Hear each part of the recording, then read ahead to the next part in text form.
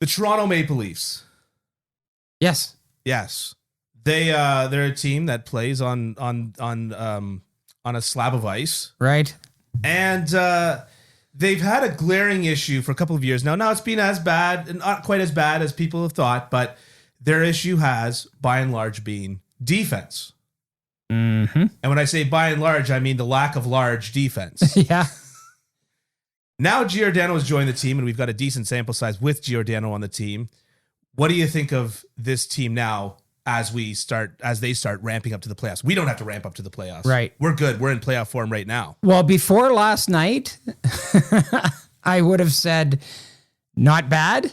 After last night, I would say there's still major concerns about this defense core. Last night was being Tuesday night against the Florida Panthers. They had a 5-1 lead. Yep. And they lost 7-6 in overtime. And a lot of the goals, I thought, with the exception of the Radko Gudas goal, which was a slap shot from either just inside or just outside the blue line. Yeah. From Radko Gudas. That was a bad goal. That was on the goaltending. But pretty well every other goal was like right in the prime scoring areas. Yeah. And the Florida Panthers were able to get there easily. They were able to stay there easily, and they were able to get scoring chances from there. Yeah. So to me, it's almost like if you're the Toronto Maple Leafs, I feel like, you just have to do what you have to be what you are, and you're never going to be a defensive juggernaut, although they are a lot better defensively than people give them credit for, I think. I agree. And I just don't think that in the playoffs, defense has been their problem. In the playoffs, their problem has been that their best players have gone completely and utterly AWOL. Yeah. And when I mean their best players, I mean their best players. I mean Austin Matthews. I mean Mitch Marner. William Nylander has actually put up pretty decent numbers in the postseason. But, they have gone AWOL, and their scoring dried up. Yeah. So now I just feel like you have to be what you are. You can't reinvent yourself now. Like the trade deadline's gone by. You've addressed everything that you could possibly address. Yeah. Now it's just, let's outscore the opponents. And is that a recipe for success in the playoffs? Well, history tells us it's not. But your bet is made at this point. Yeah, exactly. Yeah. Exactly. Your bet is made. And I mean, Giordano has been good. Yeah. He's been good. He's had a couple of those holy cow, I can't believe he did that moments. Yeah. I know he got undressed. Can't remember. It was a one-on-one, and he just got completely dummied on it. But for the most part, comes as advertised. Yeah. Plays tend to die when they come down his side of the ice, and all that. And he's been more physical and that sort of thing. But, last night, Jake Muzzin comes back, and they take Lyubushkin out of the lineup, and they keep Justin Hall in. And I mean, the whole Muzzin pairing all year has been not ideal. To be charitable, terrible. Yeah. You know what I mean? So they've still got issues. They've got issues. They're always going to have issues on that blue line with what they have. Yeah. They're better. But I mean, if their scoring doesn't show up again in the playoffs, it doesn't matter how good their defense is. It doesn't matter how bad their defense is. And I just think now you are what you are. Yeah. So go and shoot the lights out. Yeah. Just looking at the last several scores for their games, last night notwithstanding, 6-2 against the Lightning. Yeah. So holding the Lightning to 2 goals. Yeah. 6-3 against the Flyers. Okay. Mm-hmm. The Flyers are, something less than a juggernaut. And they weren't terribly happy with the way they played in that game. No. Yeah. 7-3 against the Jets. Yeah. The Jets, despite struggling this year, do have scoring power. Mm-hmm. 6-4 against the Bruins, and then 5-2 against the Panthers. That's the last time that they played the Florida Panthers. Right. So they're scoring 5 and 6 almost every game. Yeah. And letting in 2 or 3 almost every game. I mean, it's like that old joke. It's like, well, do you want defense or offense? Oh, I don't know. Both. Yeah. But also, I mean, when you've got the puck on your stick all the time, right? You don't have to play defense, right? Yeah, exactly. And when you're in the offensive zone all the time and you're tiring out defenders and you're getting all these great chances, you don't really have to be that good, right? Defensively. Yeah. Right? Because the defense is taking care of itself. Right. I mean, it was the same thing with Erik Karlsson. I used to have this argument with everybody. Like, it was like, oh yeah, well, look at all the plays he makes and look at all the mistakes he makes and everything. It's because he's carrying the puck out of the Senators zone virtually every time. Yeah. I mean, of course he's going to make the odd mistake. But look at how many but look at how many plays he creates. Yeah. And look at how many times he gets it out, safely and well and on somebody's stick. Yeah. So those scores, of course, are excellent. Here's where it gets a little bit dicey. In those games against the Lightning, the Leafs had a 49% Corsi for. Mm-hmm. So in all situations. That's not good, right? Well, I mean, 50% is equal shot attempts. Yeah. It's just a larger sample size of shots, right? So it's kind of a possession stat, right?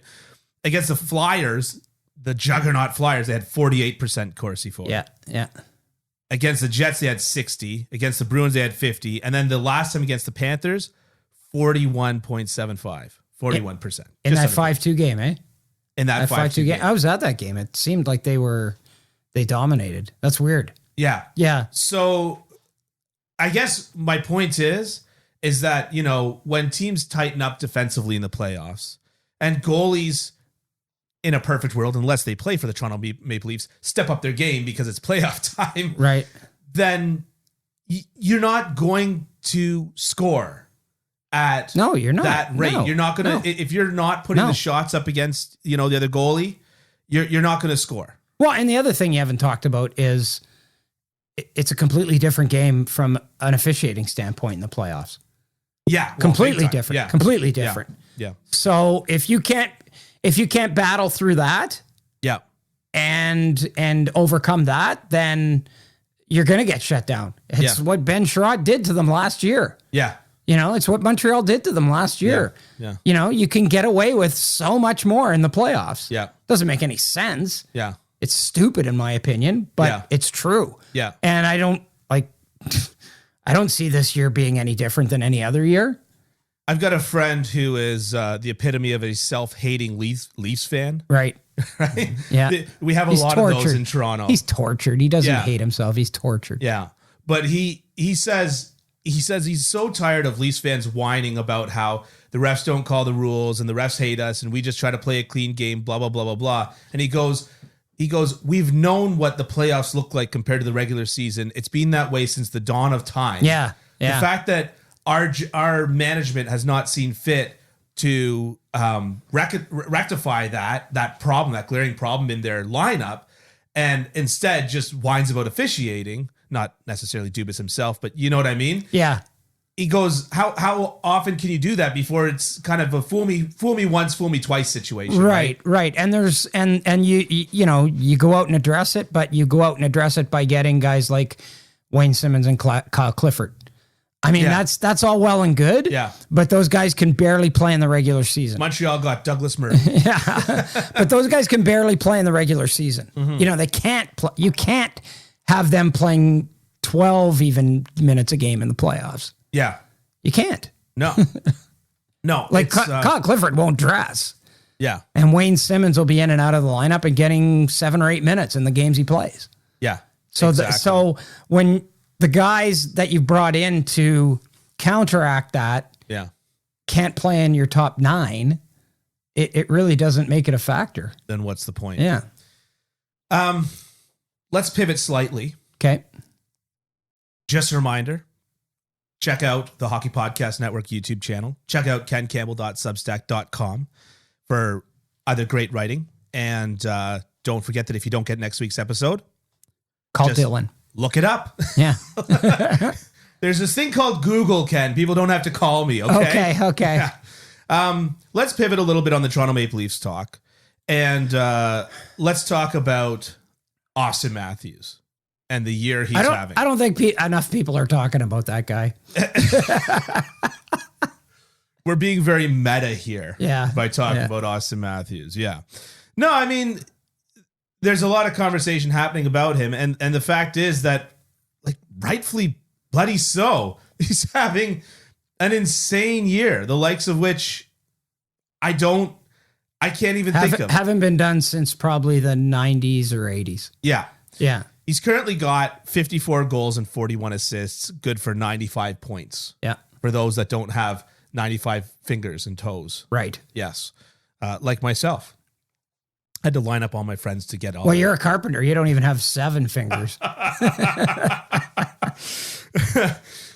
He's currently got 95 points. And of course, now the knock on him was that he was just a scorer. Oh, God. Stop it. No, for years, though. Yeah, I know, but I'm not saying that I believe that. I'd rather have a guy who gets a bunch of second assists than a guy who gets 60 goals. Yeah. That's so stupid. A glue guy. Yeah.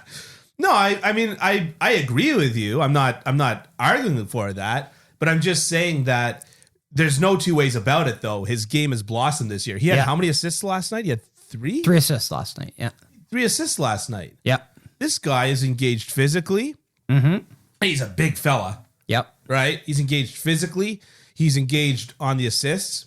And of course, his scoring is still essentially without peer. And he's also engaged defensively, but maybe not quite as much as people make it out to be. The narrative was like to me, he's not. that To me, he's not a Selke Trophy nominee. No, the narrative was that he was he was like a Guy Carbonneau. Yeah, and there's it's not a chance. I mean, there was one goal where he just basically did the flyby on a guy last night. Yeah, and he doesn't kill penalties. I think to be a Selke finalist, you've got to be a guy who regularly kills penalties. So let's dispense with that. But he's better defensively and he's good defensively. He's really good defensively, but he's not elite defensively. I don't think. The thing is about like offensive players like this is that defensively, I don't necessarily expect you to be good.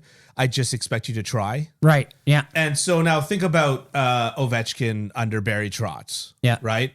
He didn't all of a sudden become a Selke finalist, but he just kind of he got there a little bit more than we're used to seeing in his career. But with centers, it's different because you see that process, right? Right. They start out as big scorers. Yeah. Then they learn that they have to play both ends of the ice. Yeah. And then as their career gets later and later, they become way better defensively. Yeah. You saw it with Steve Yzerman. I think you'll see it with Connor McDavid. I mean, you even saw it. You're even seeing it to a certain extent with Sidney Crosby. Yeah. I mean, there have been years where I think Sidney Crosby was a legitimate Selke Trophy candidate. Absolutely. The stats would back you up. Yeah. So I think it's a little different with centermen because they have to be good defensively. You have to be good in your own end. Yeah. You've got to play 200 feet of the ice. Yeah. As a winger, you don't have to as much. Yeah. But in terms of his scoring, I mean, it's sublime. Yeah. I mean, it's incredible. Like he's got, and it's not the same. It doesn't have the sexiness of 50 goals in your first 50 games. Right. But he's got 47 goals in 48 games right now. Yeah. If he gets 3 goals in his next 2 games, he's got a body of work where he's got 50 and 50. Yeah. That's insane. Yeah. In any era. Yeah. It's absolutely bonkers in this era. Yeah. Absolutely. He's on like a 68 goal pace this year if he played a full season. Yeah. And he started off the season with a wrist injury. Yeah. Right? Yeah. He started off the season. Yeah, it took him a while to get going. Yeah. Yeah, exactly. Yeah. So, I mean, I've heard people say they don't think that there's room to grow from here, that he set such a high bar and, blah, blah, blah. But I'm kind of like, I don't know, man. Next year, he's going to be still young. And he presumably won't start the year with a wrist injury. Yeah. But also, I also think that there might be some credence to that. Yeah. He's 24? Yeah. Oh. I'm looking it up right now. Yeah. He's 24. 24. Yeah. That's the prime age now as an NHL player. That's the prime age. Yeah. And, you know, like I said, I thought last year, well, and maybe I'm wrong because he's picked it up, but I thought last year we saw the best we were ever going to see of Connor McDavid. Right. And, you know, okay, maybe it's not the best we'll ever see of Austin Matthews, but he's right in the wheelhouse right now. Yeah. Like, I tend to agree that I don't think that he's going to get much better because, I mean, how much better can he get? You know, can he get 75? I mean, John Cooper said the other day he thinks he can get 70. I guess what I'm saying is that I don't think that he'll necessarily get better than he's playing right now. Yeah. But I think that it's not unrealistic to think that if he goes into next year healthy, Yeah. then this will be the whole season and we'll see numbers that dwarf even these numbers. Is my point. I don't think that his physical, like as he's playing right now, Yeah. that's peak Austin Matthews. Yeah. I can't Yeah. imagine that being better. But I could imagine a scenario where he didn't score much at the beginning of the year. Yeah. So I could imagine a scenario where He's all of a sudden, also got peak Mitch Marner playing with him. yes. That's And- true. Much to the chagrin of Leafs fans, Mitch Marner's right there with like I think it's 88 points. Well, in terms of points, like if you take it just to overall 88 points, his last little while Yeah. has been even more ridiculous than Austin Matthews in terms of points, which he got 64 in his last 45, something like that. Yeah. Like it's something ridiculous. Yeah. Yeah. And then, you know what? So before we launch off to the next topic about Matthews, I just want to say John Tavares, down year. Yeah. 67 points in 69 games, good for 25 goals and 42 assists. Ah, the horror. And his goals he's starting to get the ugly ones. You know what I mean? Like he's really, he's going to the net. And I mean, he always did. Yeah. But he is really getting those goals where you have to have talent, but you also have to have a bunch of grit and determination. Yeah. And he's getting those kinds of goals. It reminds me of prime Corey Perry. Yeah, better skater, but yes. Well, but I'm specifically that net front. Yeah. So like Gallagher is all grit. Yeah. I'm not trying to say that he doesn't have talent, but you know, the goals that he gets in front of the net front are bang, bang, bang, right? Yeah. Whereas Perry, you'll see him in front of the net being cross-checked by 6 different directions, and he toe drags back and roofs it, right? Yeah. And so that's what I'm talking about with Tavares in terms of it reminding me of prime Perry, is that he's actually making plays in the hardest area of the ice to make a play, as opposed to just being there and having the grit and determination. Right, exactly. And getting there, taking taking the punishment it takes to stay there and fighting through to get the goals. Absolutely. Yeah. Absolutely. So